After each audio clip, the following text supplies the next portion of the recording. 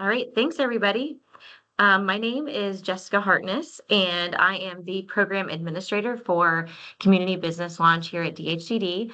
And you are here to see the Community Business Launch How to Apply webinar for fiscal year 2026.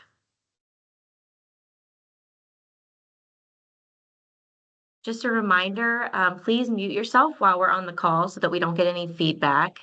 We are recording this webinar so that anyone who was not able to attend or maybe wants to reference it in the future can receive this recording after the fact to get a little extra more detail. And then we're going to wait until the end to answer any questions. So please use that chat feature to submit any questions that come up along the way, or you can wait until the very end of the Q&A part of the presentation to unmute and ask your question to the group. Today, we are going to talk a little bit about CBL and give an overview on the funding availability for this year, the requirements for applying and completing a CBL in your community, what a strong application looks like and how we score those, what you would be expected to do with your CBL programming in terms of outcomes, and we will highlight a couple successful communities and their experiences with CBL. And then, of course, that Q&A section where you all could ask some questions about things that you weren't totally sure were answered in the presentation. For those of you who may not know, Community Business Launch is a program at the Virginia Department of Housing and Community Development, which is committed to creating a safe, affordable, and prosperous communities to live, work, and do business in Virginia. So Community Business Launch began in 2015 as a pilot project across 3 different localities. Those were Gloucester, Hopewell, and Stanton. But the program has since grown in impact and geography, but has kept these main tenets for the most part.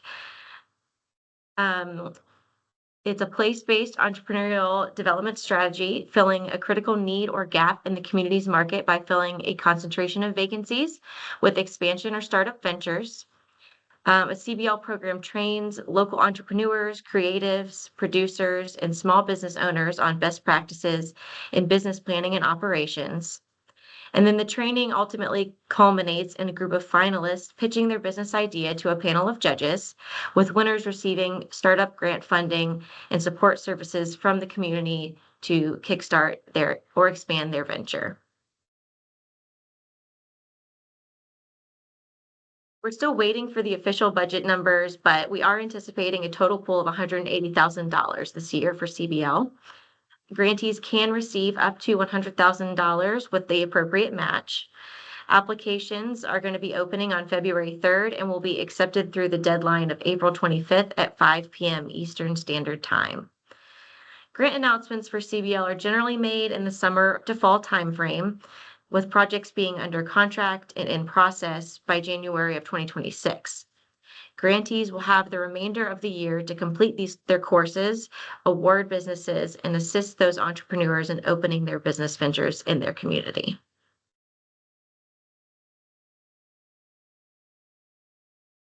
So who is eligible? Local governments and quasi-government organizations such as economic development authorities, nonprofit economic development organizations, Main Street organizations, regional economic development groups, and chambers of commerce. New for this year, applicants may select a targeted area in an urban neighborhood commercial district or historic downtown with clustered move-in ready vacancies, vacant shopping centers, or buildings with multi-tenant incubator potential, as well as vacant lots or infill locations that can be reactivated with entrepreneurial activity. As we go through the presentation today, I will define those types of targeted areas a little more thoroughly for you all.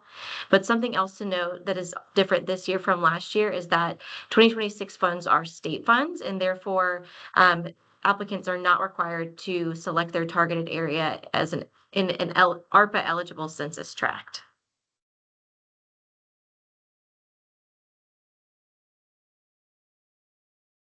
Now we'll discuss the requirements of a CBL application and programming. Funds are broken down into 3 main spending categories: administration, which includes operations and marketing as well, knowledge sharing or that business curriculum, and then micro enterprise assistance for the business awards. Applicants should request no more than 30% for business curriculum. If a community or applicant is working with a subcontractor for those classes, that contractor should receive no more than 30% of the CBL funds to administer the curriculum. Finally, a minimum of 50% of an applicant's request must go towards reimbursable grants for the the winners of the pitch competition. The cash match that the community submits as part of their application will also go towards the pool of funds for the businesses who pitch.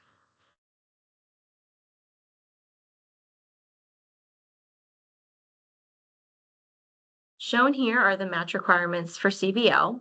So if an applicant is asking to receive up to $50,000, they will be required to match that 25%. So a total of $12,500 with a minimum cash requirement of $10,000. Applicants who are looking to receive between $50,000 and $75,000 will be required to match 50% between $25,000 and $37,000, $20,000 of which must be cash. Applicants seeking $75,000 to $100,000 must provide a one-to-one match to 100%, $30,000 of which must be cash. Match can and should be a combination of cash and in-kind resources, and as stated on the last slide, the cash match is intended to be used towards those business awards in the pitch competition.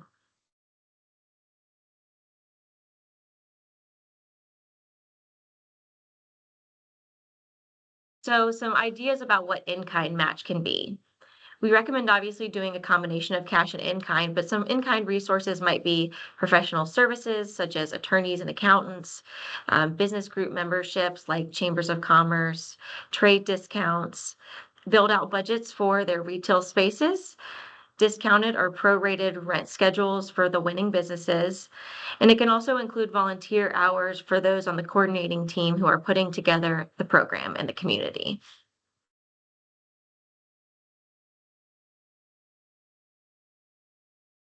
As part of a community business launch program, applicants must select a targeted area of focus for their CBL efforts. Target areas can be urban neighborhood, commercial district, and historic downtowns with clustered vacancies.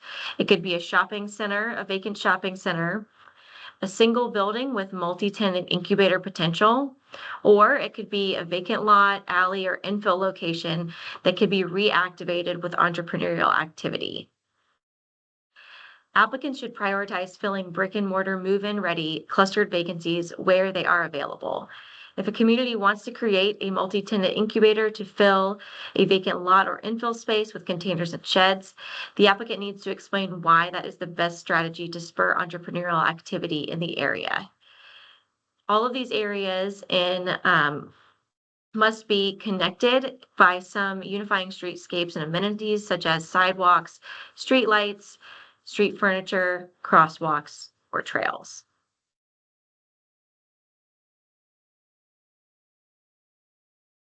So a little bit more in-depth detail about these different types of targeted areas. So the original CBL program obviously looked for those clustered vacancies. So we're looking at urban commercial districts, historic downtowns, and vacant shopping centers. These areas should be less than 1 square mile in size. For traditional target areas like these, applicants should submit a property description sheet or a building inventory, which includes a map, identifies the available properties within that area, their size, and of course the contact information of the building owner. The most successful community business launch communities across the state have established a building inventory and have worked closely with their building owners to negotiate rent rates for those new businesses.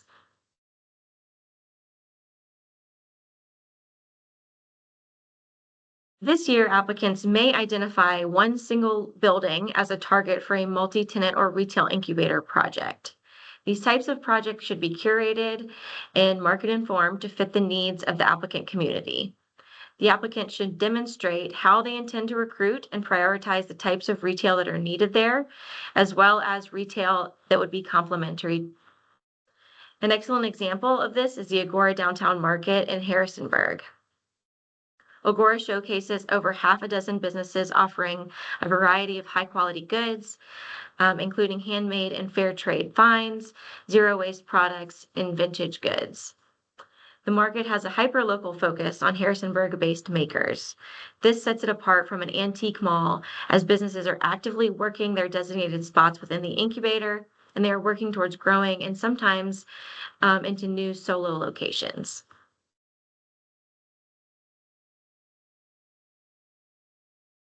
In addition to multi-tenant projects this year, applicants may choose to utilize CBL to create container or shed markets um, or food truck roundups.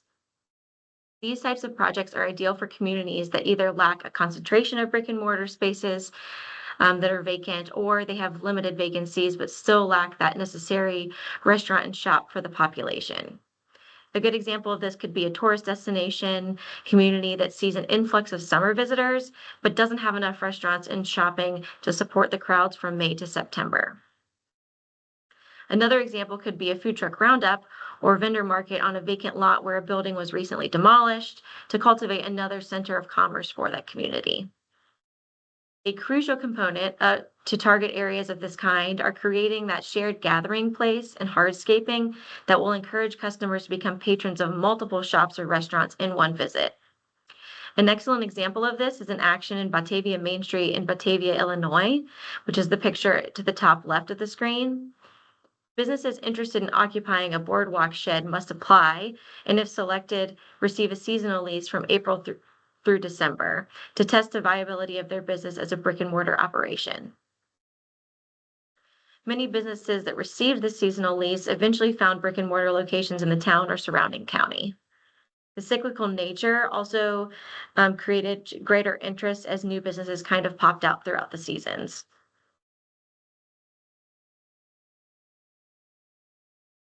Our ultimate goal for CBL will always be to improve the livability and of the community while increasing its tax base. The best way to do this is through the improvement and filling of brick and mortar vacancies with revenue generating businesses. For that reason, the following types of projects are not eligible. Applications that seek to fill new build or speculative buildings and shopping centers, antique malls with no retail market strategy or continued development of new business ventures, the creation of container or mini shed markets or food truck roundups where available move-in ready spaces are available to be filled nearby, and programming or incentivizing of existing co-working spaces.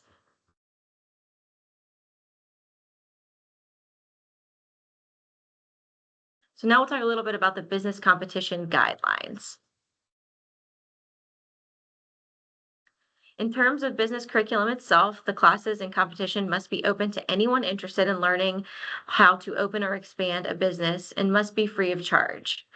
CBL programs should make every effort to be inclusive in their marketing and to recruit a diverse group of entrepreneurs that reflects the makeup of your community, with extra effort to reach those entrepreneurs and small businesses that have historically lacked access to such opportunities. Applicants are encouraged to allow participation from entrepreneurs who may not intend to compete for funding and are participating for educational purposes only. You never know if they will end up filling a storefront 5 years from now, even if they're not ready at this moment.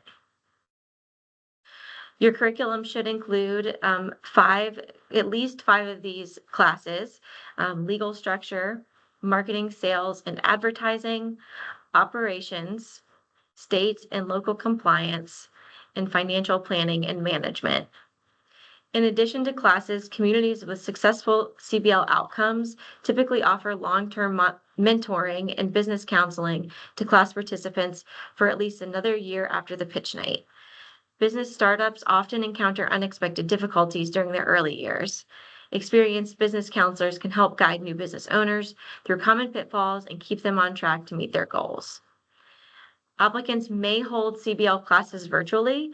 However, the applicant must make every effort to provide a physical space in the locality for participants to gather and learn together, or to provide additional in-person networking learning opportunities outside of regularly scheduled classes.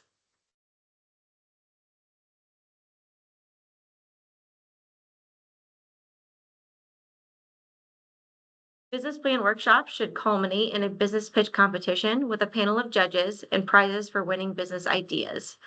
Businesses should be evaluated on both their business plan and their pitch, and each business plan should include all 5 of the required business components that we covered in the last slide. Prizes must include DHCD grant funds in addition to your local partners' matching resources, such as cash funds, in-kind services, or rent allowances. Business participants should be aware of the program's scoring rubric and how they are going to be evaluated. And as much as possible, judges should be transparent in their evaluations and decision making and offer follow-up resources for non-winners to pursue in order to keep their ideas moving forward.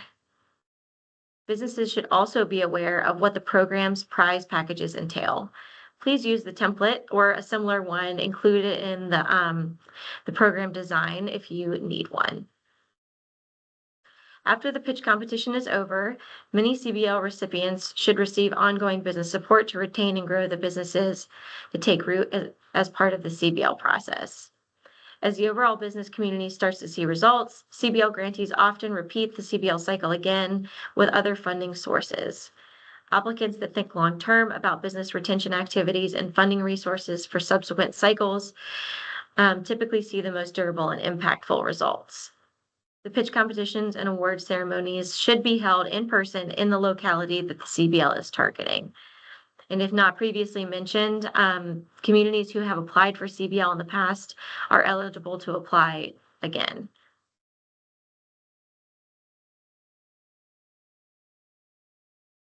Another component of an application would be to submit a market analysis. For those who may not have had one before, you can use the worksheet linked in the program design to get you started. Esri data, SMART assessments, formal market analyses, and survey data are all eligible to be submitted as this attachment as part of the application. We want to know that you have a general understanding of the sales, leakage, and needs of your community, and that you plan to aim to fill those needs with the new business ventures. This information will also help you recruit local people who are already actively making, selling, and moving in those types of businesses in your community. Marketing the program widely establishes a strong foundation for successful CBL programs. Direct outreach can be a key component to a successful CBL program.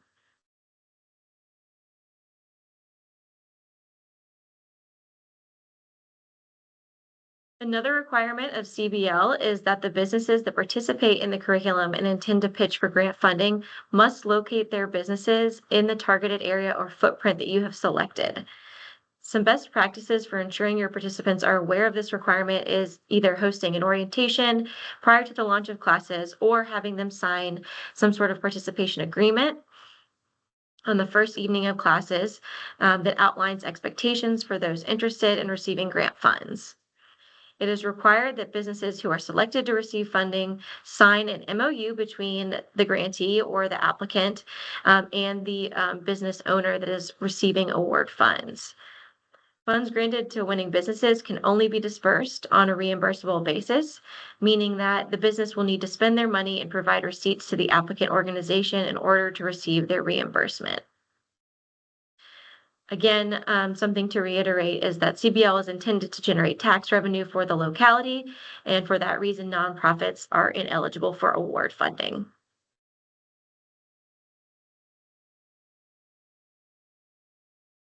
Each applicant that is selected for funding will commit to a minimum set of outcomes based on the level of funding they have received. Applicants can commit to more, but the baselines are outlined here. It's important to note that because there has been some confusion in the past, this program can and should allow existing businesses who are looking to expand to participate in the curriculum and the pitch competition. Some communities have actually set up 2 separate curriculums that run congruently, one for existing businesses who are expanding and the other for startups, given that sometimes and most times they have different needs. So for those who are applying for 50,000 or less, you would be looking to open or expand 3 businesses and create 5 full-time equivalent jobs. Those receiving more than 50,000 up to 75,000 would create or expand 4 businesses and create 7 full-time equivalent jobs. And then that $75,000 to $100,000 request, those communities would be expected to create or expand 6 new businesses and create 10 full-time equivalent jobs.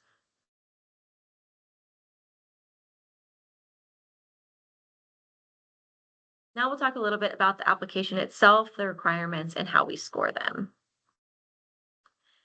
In addition to a set of 9 questions, which are outlined in the program guidelines that I linked in the chat, the following attachments are also supposed to be included in your application. So you'll include a map of that targeted area that you've selected with all of the available properties or a specific building that you're targeting.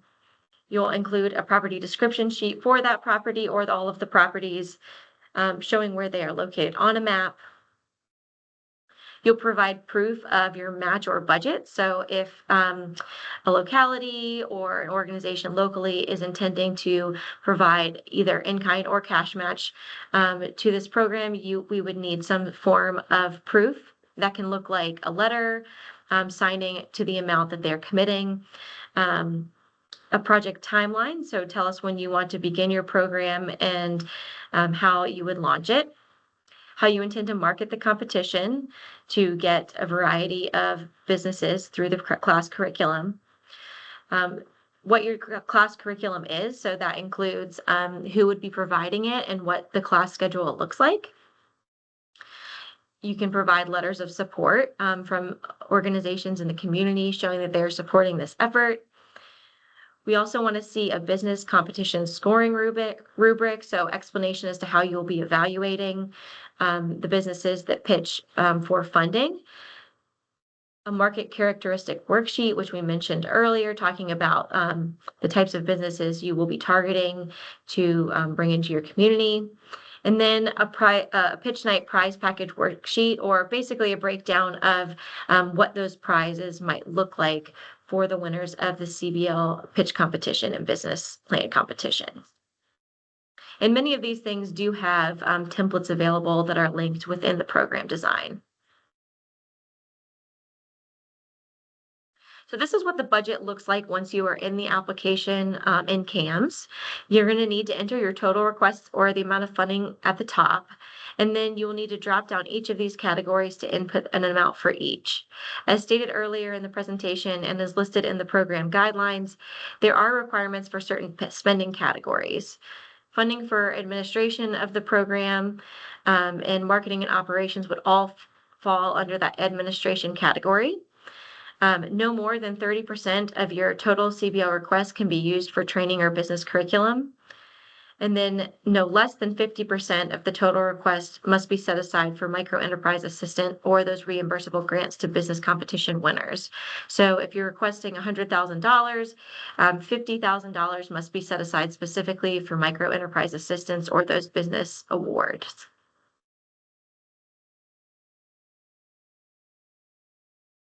Grant applicants are scored on a 0 to 100 point scale, with grant funds being limited to only the proposals that exceed a minimum 70 point threshold. Funds will be allocated from top scoring project until all funds are exhausted. A strong application will check all of the critical criteria boxes that I've outlined in previous slides, but include submitting a match requirement for your request, appropriate use of funds, so that 50% for prize money, 30% for curriculum, and an eligible identified target area. A market analysis of the designated area of footprint has been completed and thought through, and a marketing plan has been outlined for recruiting participants for the program. You've outlined the proposed impact on the district. And we also take into account the organization's capacity and readiness to implement the program. This includes an organization's ability to complete and submit reports for other DHCD grants in a timely manner. Applicants with any incomplete or overdue reports in CAMS should complete them prior to the application to ensure that this does not negatively impact your CBL application score. And then again, the amenities and support that have been gathered to support the long-term success of the business participants.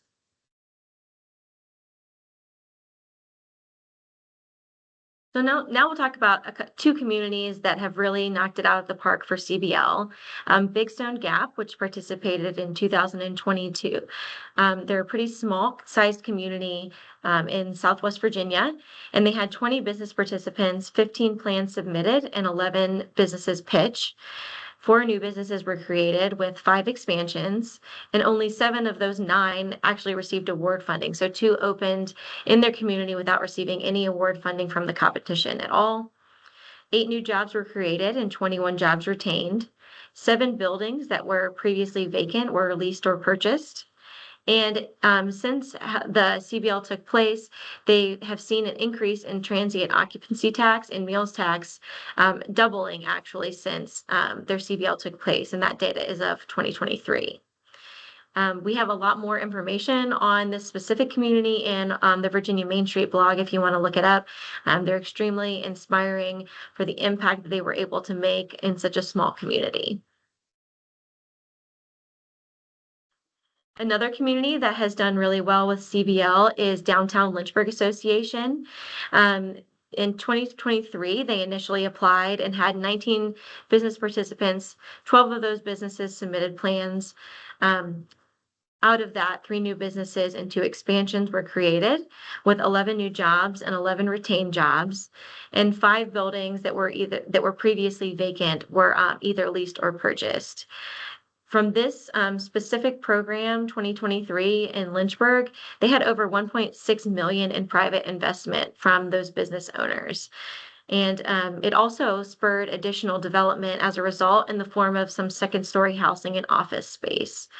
Downtown Lynchburg Association has been so successful that they received funding in 2024 and 2025, and that 2025 iteration is going to be starting this month. So if anyone's looking for some feedback or ideas, please reach out to Downtown Lynchburg Association. They've kind of been through it all. So additional information that you'll need to know of applying for a grant with DHCD. So DHCD has an agency-wide audit policy that all applicants must upload a copy of their organization's Commonwealth of Virginia W-9 and the most recent audit or financial statements as applicable into CAMS by the grant's application deadline. All grantees that receive funding during a specific program year are required to submit financial documents or audits in accordance with the agency's policy. The full audit policy can be found on our website as well as in the program guidelines. Applications for funding must be submitted through our centralized application management system, which we refer to as CAMS. You can access CAMS by using the link in this presentation, which I will share after the fact. Some helpful tips for using CAMS is that Google Chrome is the recommended browser, and remember to save as often as possible to make sure you're not losing any information that you've submitted.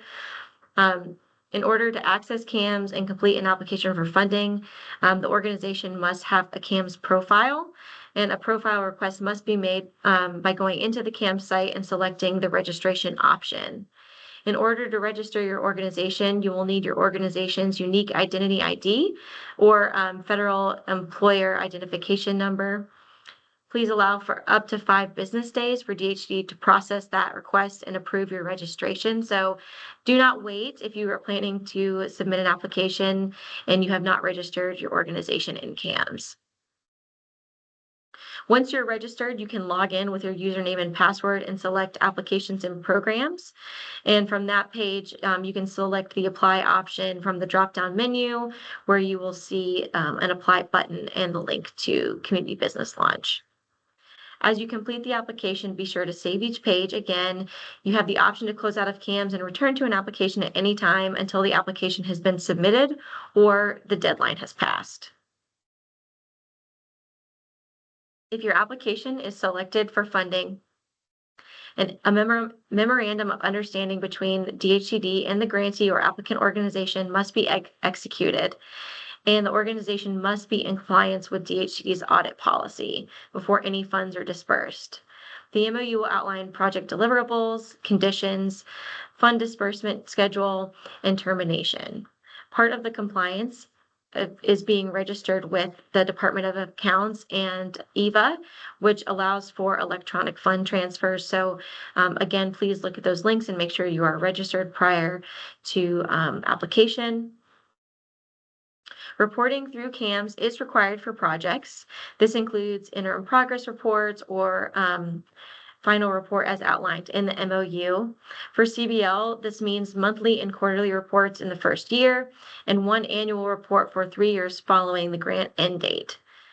Grant funds will be dispersed as outlined in the MOU, and financial support documentation for all project-related expenses and leverage must be uploaded into CAMS prior to closeout as outlined in the MOU.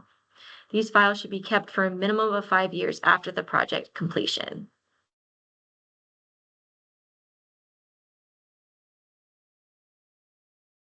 All right, so now we are I'm going to stop sharing my screen so that we can do some Q&A. Let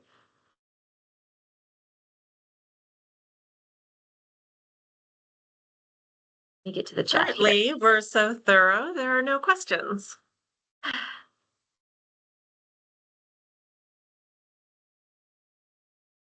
Also, feel free to unmute if you would rather just ask verbally than to enter it into the chat.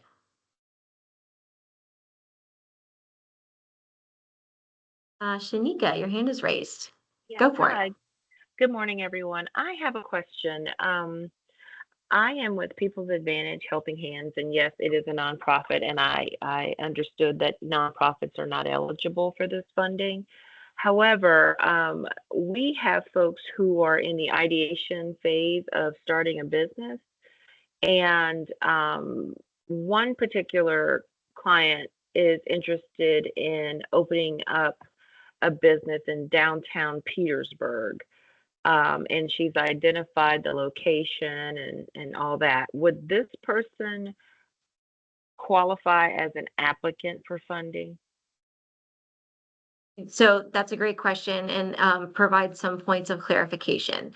So businesses, so the funding for CBL can go to the applicants, and the applicants are either nonprofit organizations, Main Street organizations, economic development organizations, and then they would put on a CBL program specific to an area, and then businesses in that area would pitch for the funding. So specific businesses themselves would not apply directly for CBL. They would be looking for communities that were putting on a CBL program.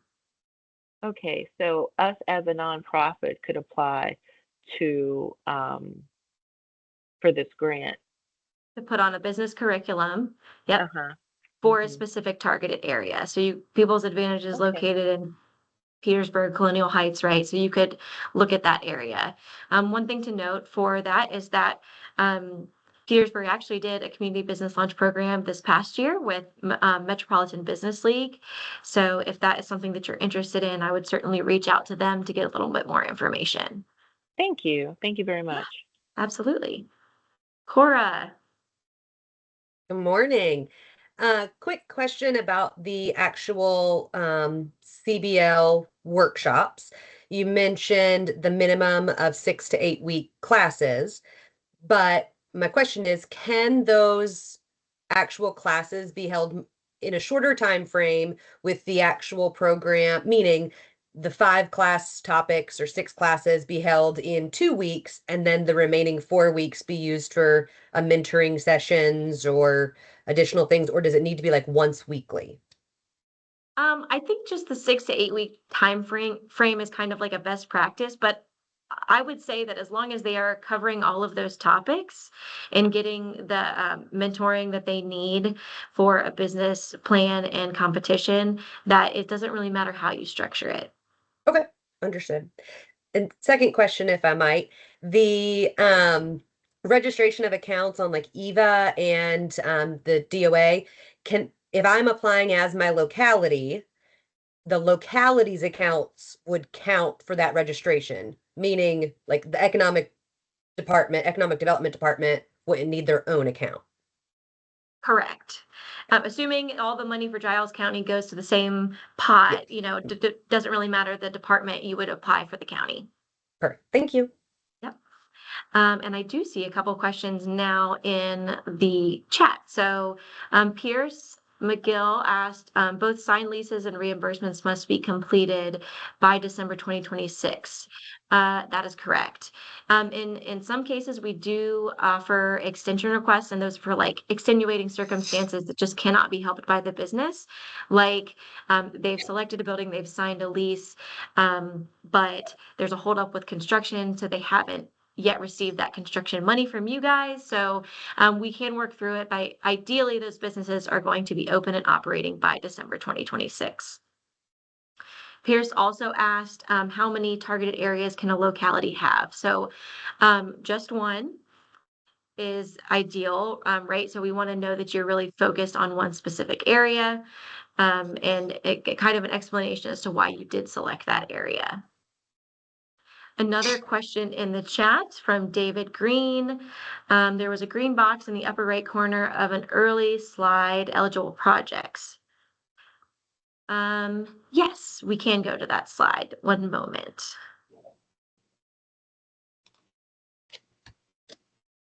So I believe.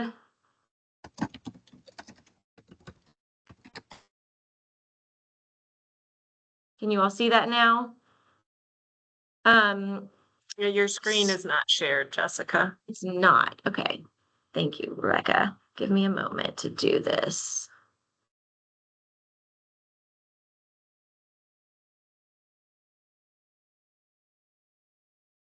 Now can you see it?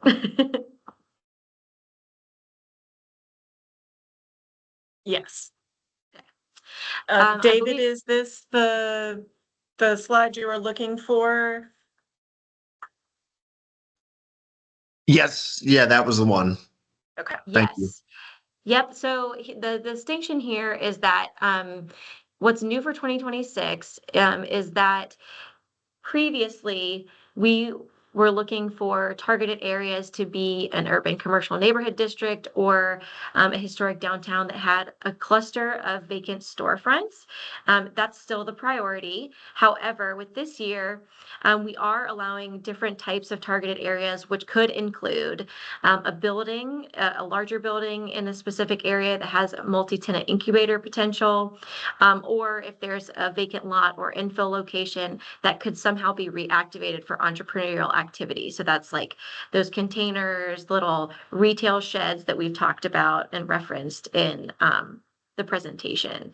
All of these are options, but again, something that you want to think about is that, if you have a community where there are a cluster of vacant retail spaces, it doesn't really make sense to decide to do a multi-tenant building or an infill location when you do have those brick and mortar vacancies within your community. Does that help? Yes, it does. And when does, I put it in the chat, when does the application process commence? It opens on February 3rd and it will be open until April 25th. It follows the Virginia Main Street application schedule as well. So they're at the same time. Thank you. So I see some other questions, but I also see a hand raised. So Jordan Dillon, you raised your hand. Hi, yes, sorry, I'm driving. So I Okay. work for the Cumberland Plateau Planning District. We're a regional planning commission. So when it comes to, like, we have a few localities that have brick and mortars that are vacant, but the issue is that the inside is not business ready. Could this funding, like, if they go through the trainings and do stuff, like, could the funding be for, like, renovation inside of it to get it ready for that business to go in? Yes. So this is your question has kind of two answers, right? So you want to look for move-in ready spaces, and by move-in we're talking about needs cosmetic improvements. Like if there's no roof or it's falling down, like obviously that's not move-in ready. But Right. if a business goes through the program and receives funding from the pitch competition, they can use their funding for upfit of a building, for equipment, for inventory, for all sorts of things, for what's the word I'm looking for, to hire people, right? So there's not a whole bunch of limit on what the money can be used for by the business. Okay. Thank you. Thank you. But one thing to note is that if you have multiple communities, I know you're coming from like a regional district perspective, but if you have multiple communities, they should apply separately for those specific targeted areas. Does that make sense? Yeah. And for Big Stone Gap, did they work with Opportunity Southwest Virginia? Is that part of their pitch, like competition? Were they the ones that were working with that, or was that a separate thing? I think it was entirely separate, honestly. I'm a little bit removed. I'd have to go back and look specifically. But I do know that they worked, I believe, with the SBDC to have their classes. So I'm assuming it was separate from that Opportunity Southwest Virginia. But I do think Gotcha. that's Okay. a good point, that there might be some opportunities for collaboration there. Thank you. Yeah. Jordan Wilson, you had your hand up. Hi, I'm Jordan Wilson from Newport News Department of Development. I had a question regarding for a grantee, if they wanted to utilize a nonprofit to facilitate the training portion of this, would that be allowed, or would the locality have to do that portion themselves? No, you can. So a nonprofit can do the courses. We actually see that a lot is either a locality will apply or a nonprofit will apply, and they will work with a subcontractor to do the classes. So think SBDC, co-starters, or other economic development organizations that provide that sort of curriculum. So yes, to your question, you can do that. Thank you. Mhm. And then back to the chat, explain knowledge sharing and the percentage of funds that can be devoted to it. So, so knowledge sharing is the business curriculum. So, and it's kind of set up that way so that because some people do subcontract those classes, so that like in the past we've had communities work with the Advancement Foundation, who does put on an annual business curriculum and pitch competition called the Gauntlet. The maximum amount that a subcontractor, excuse me, may use or receive for the curriculum is 30% of that request, of your request. So if you've asked for $100,000, that subcontractor or only $30,000 of the funding that you receive from us can be used towards the curriculum. Does that make sense? Hopefully. Yes, that's good. Thank you. Yep. Okay, separate, got it. Okay, I don't see any other questions in the chat or any hands raised, but I will give one more moment for anything that might have popped up. At the beginning of the webinar, I did drop into the chat the guidelines for CBL. So if you want to reference those, they are linked above. All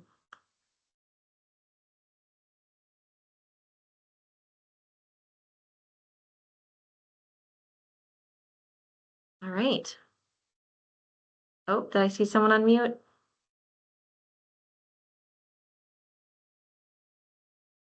Okay, you guys. Well, thank you so much for joining us today.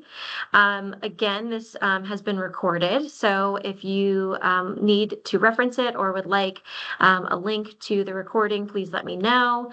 Happy to answer any questions that you may have. I know I'm not sure that I'm going to pop my contact information in the chat so that you guys have it.